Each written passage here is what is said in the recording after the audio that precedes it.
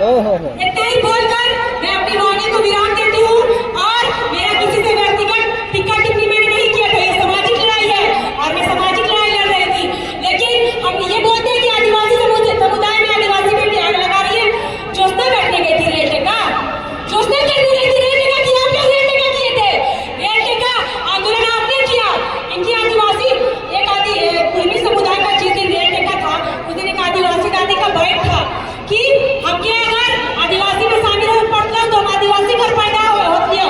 एक दादी बोली है कि ना हमें कुर्मी लागियो, हम इन आदिवासी नहीं लागियो, हम इनके आदिवासी में होती हो तो हम जब आदिवासी घर पैदा करते तब हम इन आदिवासी बनते बाबू, हम इनके नौकरी में बैठे हम आदिवासी बनते हैं। तो इनकी पूर्वज दादी लोग ये चीज को मान रही है कि हम लोग आदिवासी नहीं, हम लोग कुर्मी है।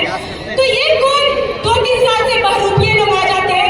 ये रेल टेका ढहर छक्का आंदोलन 2022 और 23 में भी हुआ था जब कुर्मी भाइयों ने आंदोलन किया था, लेकिन आदिवासी भाइयों ने भी इसका शांति से विरोध किया था। सडनली ये 2024 के बाद ऐसा कौन बहुरूपिया ढंग का सियार आता है भाषा खतियान समिति के नाम से, इसने पूरा आदिवासी समर्थन दिया